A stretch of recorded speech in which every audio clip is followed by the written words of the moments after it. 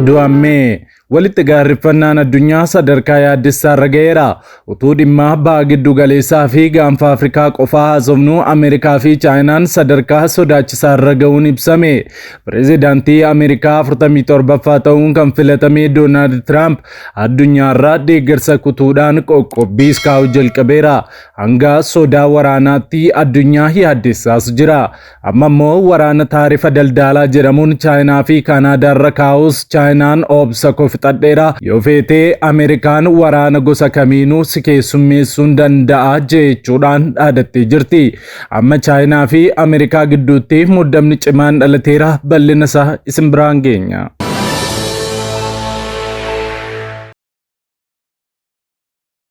Biyyoonni Liigii Arabaa walii galan. Biyyoonni Liigii Arabaa karoora Tiraamp Filisteemota Gaazaa keessaa baasee biyyoota ollaarra bittinsee Gaazaa fudhachuudhaaf dhiyeesse kuffisuun lammiilee Filisteem Gaazaadhuma keessa jiraachaa Gaazaa misoomsuuf walii galan. Bajata barbaachisaadha jedhamees murteessaniiru Liigiin Arabaa. Biyyoota Liigii Arabaa kana kan qindeessaa jirtu ammoo Gibxiidha. Harree Liigiin Arabaa Doonaald Tiraamp dura dhaabbatee jiru kun hojiitti hiikamamoo akkuma kanaan dura biyyoonni Liigii Arabaa kana jedhan jechuudhaaf qofaa taalaata. Bal'ina isaa isin biraan geenya.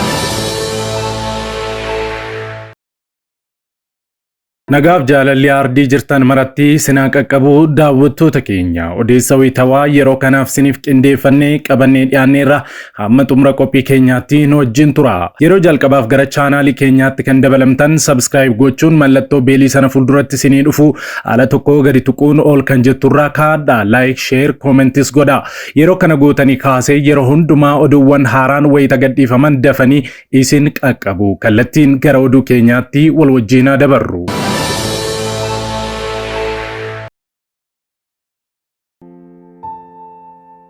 Video kana like gochuudhaan jalqabaa. Chaayinaan Ameerikaa waliin waraana gosa kamiifuu qophii ta'uu beeksifte. Chaayinaan qaraxa daldala pireezidaantii Ameerikaa Doonaald Tiraamp dabalaa dhufirratti erga deebii kenniteen booda waraana gosa kamiiyyuu Ameerikaa wajjin wal loluudhaaf qophii ta'uu akeekkachiifte. Tiraamp meeshaalee Chaayinaa hundarratti qaraxa erga dabalanii booda biyyoota dinagdeen olaanaa addunyaa lamaan jidduutti waraana daldalaa walirratti banuu dhiyaataniiru. Chaayinaan battalumatti haaloo ba'uuf jecha oomisha qonnaa Ameerikaa irratti qaraxa parsantii 10 hanga 15 ta'uu kaa'uun ishees ni yaadatama. Imbaasiin Chaayinaa Waashingitanitti argamu barreeffama X irratti maxxanseen Ameerikaan kan barbaaddu waraana yoo ta'e waraana qaraxaas haa ta'u waraana daldalaa yookaan gosa waraanaa kamiiyyuu yoo ta'e hanga dhumaatti loluudhaaf qophiidha jedhee jira.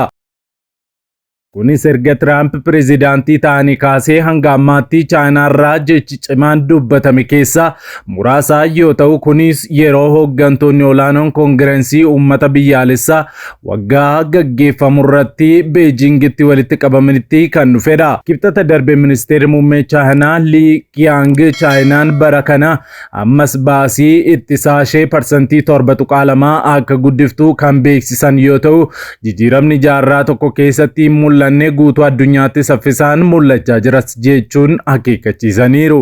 Daballiin kunis kan eegamu yoo ta'u lakkoofsa bara darbee ifoome waliin kan wal simudhas jedhameera.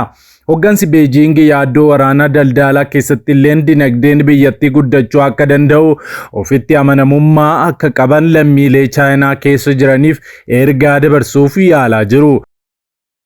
Chaayinaan faallaa Ameerikaan kan waraana baha giddu galeessaa fi Yuukireen keessatti hirmaattee jirti jettee himattuutiin Beejing haala ta'een fakkii biyya tasgabbooftuu nagaa qabeettii ta'uu agarsiisuudhaaf fedhii guddaa qabdi turte. Chaayinaan gocha Tiraamp michoota Ameerikaa kanneen akka Kaanaadaa fi Meeksikoo kan qaraanni miidhe waliin wal qabatee raawwateerraas fayyadamuu dandeessi. Haa ta'u malee michoota addunyaa haaraa ta'uu danda'an sodaachisuuf jecha dubbii kana garmalee ol kaasuu hin barbaaddus jedhameera. Gama biraatiin pireezidaantiin Ameerikaa Doonaald Tiraamp pireezidaantii Yuukireen Volodimir Zelenskii irraa xalayaan ergamuufii dubbatan. Xalayaan kun waliigaltee raawwachuuf fedha qabaachuu isaanii akka ibsu himaniiru Doonaald Tiraamp. Xalayaa erguu isaaf nan galateeffadha jechuun Tiraamp yeroo koongireensiitti dubbatan himan. Tiraamp kana kan dubbatan erga miidiyaa hawaasummaa isaanii irratti Zelenskiin hooggansa cimaa Tiraamp jalatti nagaa waaraa fiduuf akka dalagan barreessanii boodadha. Wanti Tiraampiinis ta'ee Zelenskii irraa dhaga'ame erga torban duraa walitti dheekamaa dubbatanii booda lamaan isaanii gidduutti dubbiin tasgabbaa'aa akka jiru akeeka. Tiraamp yoo dubbatan xalayaa guddaa Zelenskii irraa gaafa qibxataa isaaniif ergamuu dubbatan. Xalayaa kana irratti waan barraa'e jedhan keessaa muraasas dubbisaniiru. Xalayichi nagaa waaraa Yukireeniif fiduuf Yukireen hatattamaan waliigaltee raawwachuuf qophii ta'uu ibsa. Lammiilee Yukireen caalaa nagaa kan barbaadu hin jiru jedhaniiru Doonaald Tiraamp. Kan dubbisan irratti wanti ibsame kan Zelenskiin miidiyaa hawaasummaa isaanii irratti ibsaniin wal fakkaata. Gaafa jimaataa dureewwan lamaan walitti dheekamaa adda ba'uun osoo waliigaltee hin raawwatiin hafanii turan. Akkasuma Zelenskiin albuuda gatii qaalii biyyi isaanii qabdu Ameerikaatti gurguruuf walii galuuf Tiraamp ibsaniiru. Yukireen garuu dhimma kana irratti wanta jettee hin qabdu. Odeessuma Ameerikaa wajjin wal qabatu gara biraatiin ministeerri dhimma alaa Ameerikaa humnoota hidhattoota Yemen keessa socho'an hidhattoota Hutii dhaabbata shororkeessaa alaa jechuun labsite. Waajjirri ibsaa kaleessa bitootessa 4 bara 2025 ibsa baaseen ministeerri keenya Ansaar Allah kan Hutii jedhamuudhaan beekamu akka dhaabbata shororkeessaa alaatti farrajuun ni labsina jedhe. Ministeerichi ibsa isaa kanaan sochiin Hutii nageenya namoota nagaa Ameerikaa fi hojjettoota bahaa jidduutti argamanii fi deeggartoota Ameerikaatiif akkasumas tasgabbii daldala addunyaa galaanarraatti kan yaadda'uumedha jedhee jira. Hidhattoonni Hutii bara 2023 irraa kaasee galaana diimaa fi qarqara galaana Eden keessatti dooniiwwan daldalaa irratti akkasuma miseensota waraanaa Ameerikaa bilisummaa nageenya imalaa fi michoota naannichaa keessaa tiksan irratti haleellaa dhibbaan lakkaa'aman raawwateera. Itti dabaluunis dhiyeenya kana keessa ammoo hidhattoonni kunniin dooniiwwan Ameerikaa fi michoota ishee irratti xiyyeeffachuudhaan kanneen alaabaa Chaayinaa qabanitti hin bu'an jedheera. Gama biraatiin ammoo Ameerikaan biyyoota maqaa daldala addunyaa seera qabeessa raawwachuu jedhuun dhaabbilee shororkeessummaa waliin walitti dhufeenya qabaataniif obsa akka hin qabnes kaaseera. Tarkaanfii ammaa ministeerri dhimma alaa biyyattii fudhate kunis kan kutannoo bulchiinsa Tiraamp dantaa nageenya biyyaalessaa keenya nageenya uummata Ameerikaa fi nageenya Ameerikaa eeguuf qabaachuu agarsiisa jedheera ibsichi itti dabaluudhaan. Shororkeessummaan farrajuun kunis qabsoo keenya shororkeessummaa irratti taasifnu keessatti gahee murteessaa kan qabu yoo ta'u deeggarsaa sochii shororkeessummaa hir'isuuf karaa bu'aa qabeessa ta'edha jechuun ibsee jira.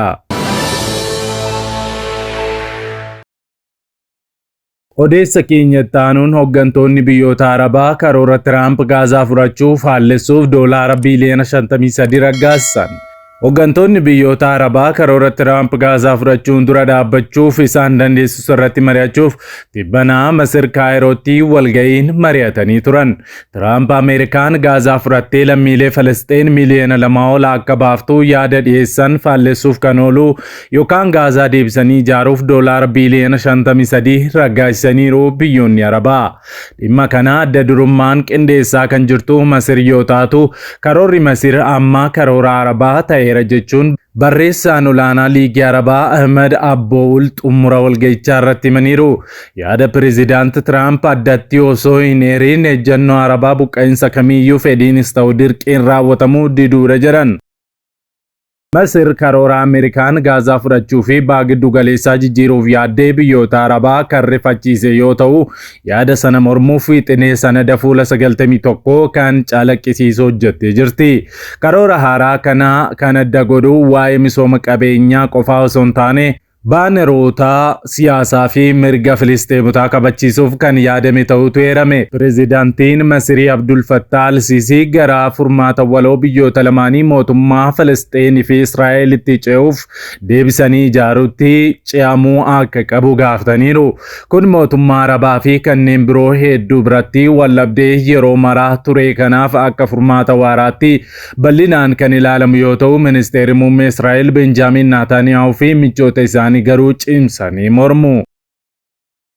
Karoorri haaraan kun Gaazaan yeroodhaaf koree bulchiinsa addaa Gaazaa kan gaaddisa mootummaa Filisxeen jalatti buluun akka hoogganamu yaada dhiyeessa. Wixinee kana jalatti dhimmoota akkamii keessatti akkasumas yoo maaltu uumame Hamaas itti darbee murtee fudhataa kan jedhus ibsameera. Rakkoo gareewwan hidhattootaa ilaalchisee eeruun ifa hin taane kan jiru yoo ta'u, sababoonni wallabdee Israa'el waliin uumaman yoo kaafaman dhimmi kun ni furama jedheera.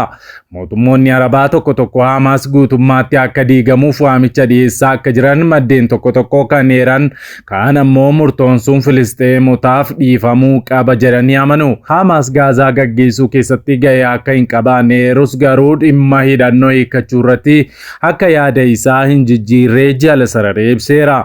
Karoora Pireezidaanti Tiraamp kanaa mul'ata jechuun kan ibsan Ministeerri Muummee Israa'el Benjaamin Naataaniyaahuun gahee gara fuula duraatti Hamaas bulchiinsa Filisxeen keessatti akka hin seennellee ibsaniiru. Dhimmi nageenyaa miira namaa kakaasuu kan biraan ammoo manneen maree nageenya dhaabbata mootummoota gamtoomanii nagaa eegdota idil addunyaa akka bobbaasu waamicha dhiyeessuun ilaalameera. Akkasumas konfiraansiin idil addunyaa guddaan ji'a dhufuu gaggeeffamuu maallaqa guddaan piroojeektii deebisanii ijaaruu kanaaf barbaachisu walitti akka qabu eegama. Biyyoonni dureeyyiin galoo galaanaa kaffaltii guddaa kana keessaa muraasa kaffaluuf fedhii kan qaban fakkaatu. Karoorri haaraan biyyoota Arabaa Gaazaa deebisanii ijaaruuf qophaa'e kun marsaa 3 keessatti kan mul'atu yoo ta'u, yeroo jalqabaa gara baatii 6 sadarkaa dafanii damdamachuu jedhamu caccabaa guddaa akkasumas gamoowwan jijjigan deebisuuf jalqabuuf ture. Sadarkaaleen itti aanan lamaa waggoota hedduudhaaf kan turuu ta'uu danda'as jedhama. Yeroo kanatti lammiileen Filisxeem qe'ee isaanii irraa buqqa'an lakkoofsi isaanii miliyoona 1.5 akka ta'e himamu koontiineraa yeroof ta'e keessa jiru. Karoorri kunis yeroo gabaabaa keessatti mana akka qabaatan taasisa jedha. Akka dhaabbanni biyyoota gamtoomanii jedhanitti Gaazaa keessatti manneen parsantii 90 ol barbadaa'uu ni ibsa. Bu'uuraaleen misoomaa jireenyaa barbaachisan manneen barnootaa fi hospitaalota irraa kaasee hanga sarara ibsaa fi bishaanii hunduu cicciramaniiru jedha. Karoorichi muuxannoo biyyoota kanaan dura waraanaan diigamanii ogeeyyota baankii addunyaa fi abbootii qabeenyaan haala itti milkaa'uu danda'u irratti yaada bal'aa kan kaa'udha jedhameera. Odeessa keenya xumuraatiin dhukkubni haaraan maalummaan isaa hin beekamnee fi gaala karrayyuu ajjeesaa jiruun dhaga'ame. Obbo Damisee Boruu Waaqayyoo horsiisee bulaa aanaa Fantaallee ganda ilaalaati. Isaan waqtii hongeen jiru kanatti gaala isaanii fi kan maatii isaanii waliin lafa margii fi bishaan jirutti godaansisanii tiksu. Dheeda gaalaa kanaaf ammoo horsiisee bultoonni karrayyuu aanaalee akka Luumee Adaamaadhaa hanga Harabaatuutti godaansisanii tiksu. Hawaasichi hojii ijoon ittiin jiraatan horsiisuudhuma gaalaa kanaan waan ta'eef namni tokkichiyyuu gaala hedduu qaba. Kanaaf jecha yeroo tiksaaf bobba'an gaala abbaa 4 yookaan 5 dabareedhaan godaansisnee tiksina jedhu obbo Damiseen. Ji'a tokkoon duraa dheedaaf yeroo garaa aanaa Adaamaa gaala godaansisanitti gaalli bishaan ciisaa aanaa Adaamaa keessatti argamu erga dhuganii booda dhukkubni gaalaa horsiisee bultoota jalaa gaala ajjeesuu akka jalqabe simaniiru.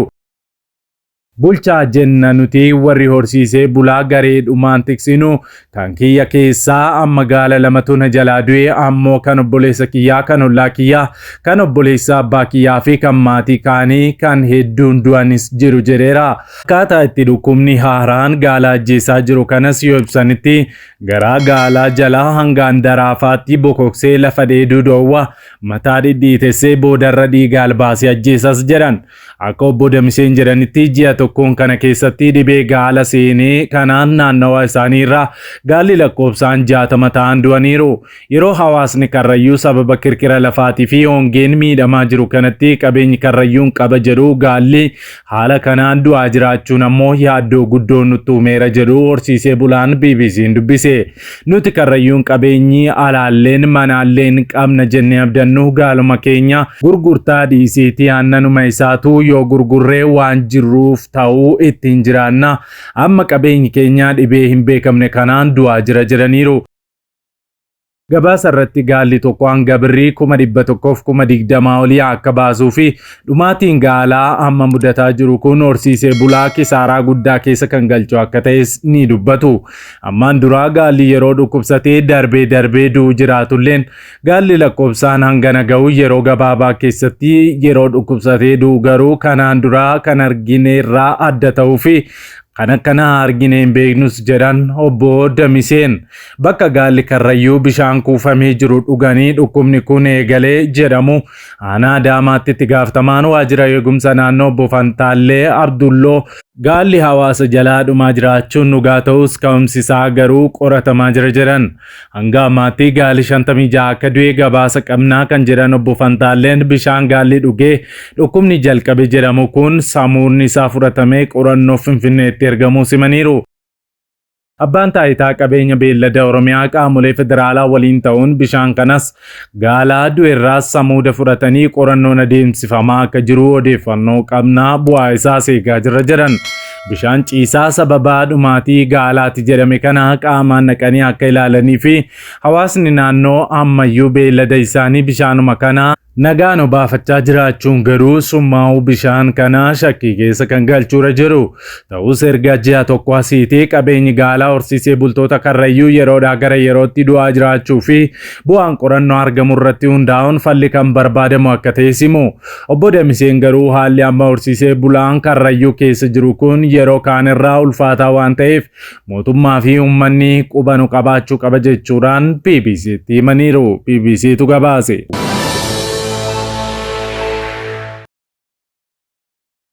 Egaan daawwattoota keenya qophiin yeroo kanaaf qabannee dhiyaanne kanneen hanga ammaatti daawwattanidha. Qophii keenya walakkaatti kan nutti dabalamtan chaanaalii keenya subscribe, like gochuu hin dagatina. Sa'aatotaan booda hanga walitti deebinutti nagaan tura.